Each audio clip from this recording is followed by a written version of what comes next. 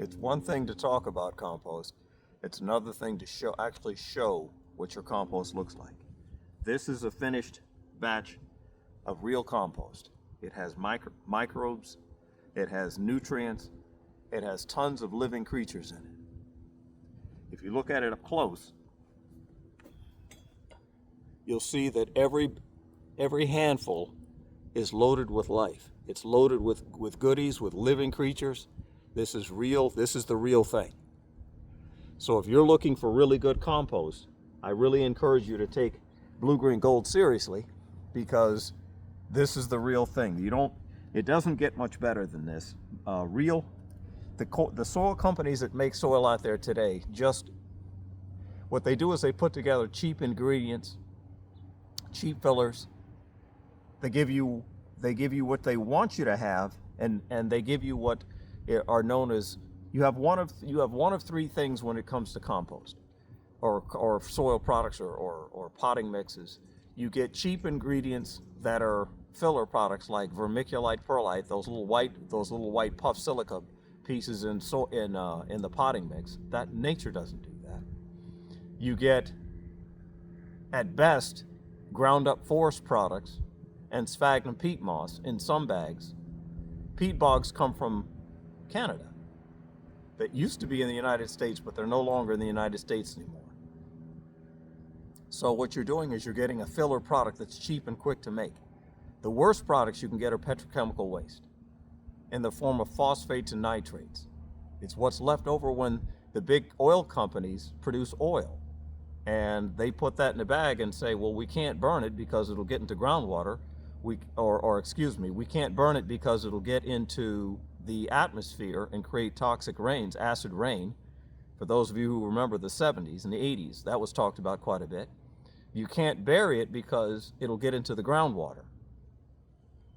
So what they came up with was an ingenious solution to say, well, let's put it in a bag and sell it to the customers. So let's start again. The purpose of this presentation is to show you what real soil looks like. This is actual compost that's handcrafted, handmade, and sifted. If you look at it carefully, you'll see that every batch, every amount, is loaded with living creatures.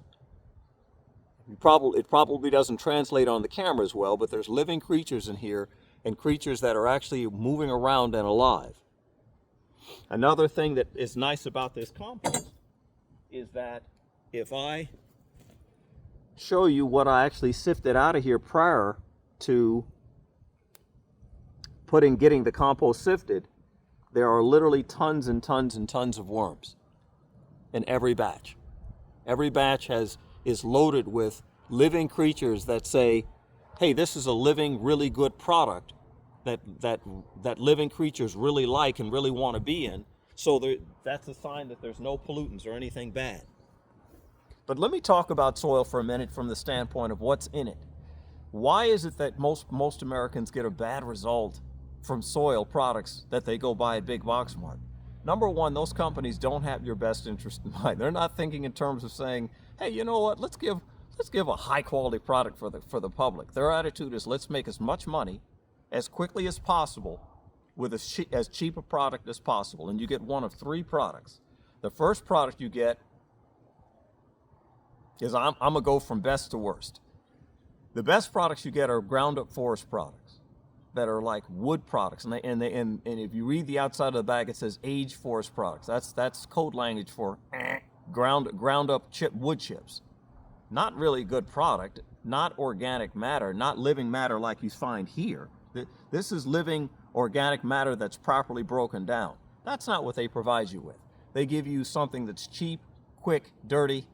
Sometimes they say things like rice hulls, organic matter, but they don't really spell out what's in it.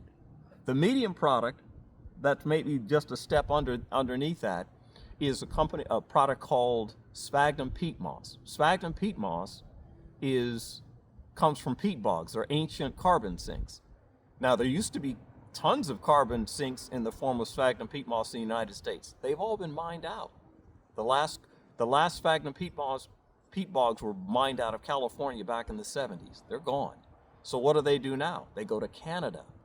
In Canada, they'll mine tons of carbon peat moss, sphagnum peat moss, and then bag it, bring it to the United States, process it, dry it out, put it in a bag and say, hey, look, it's really good compost. It's really good soil. No, it's not. Those are carbon sinks that should be left alone. The very worst products are what's known as phosphates and nitrates that are put in bags in the form of petrochemical waste. And what's really interesting is when you look at the bag and you see the smallest font, and it says, if you want to know what's in this bag, call this 1-800 number and we'll tell you what it is. But they say phosphates and nitrogen. They say phosphates and nitrates. That's code language for we're putting waste from processing oil into gasoline, home heating oil, diesel, plastics. We're taking the waste that comes out of that in the form of phosphates and nitrates, we're putting it in a bag and we're dispersing it in your backyard. Years ago, they figured out that they couldn't burn it. It would go into the atmosphere and cause acid rain. For those of you who remember the 70s, that was talked about quite a bit. And they can't bury it because if they buried it, it would seep into groundwater and pollute groundwaters. So someone came up with an ingenious idea. Well, what if we put it in a bag and make it available for the public? Well, there you go. That's a profit. There's your profit incentive right there to sell an inexpensive, cheap product and disperse it in your backyard. So, Blue Green Gold is a company that was created from the standpoint of an individual, this individual asking himself, how can I make something of quality?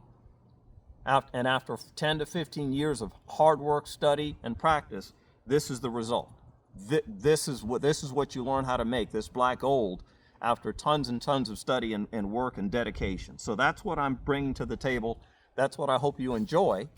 And I'm encouraging you to pay attention to what we have going, because we're gonna really try to make a big difference. But it's gonna be up to you to determine whether or not I'm successful.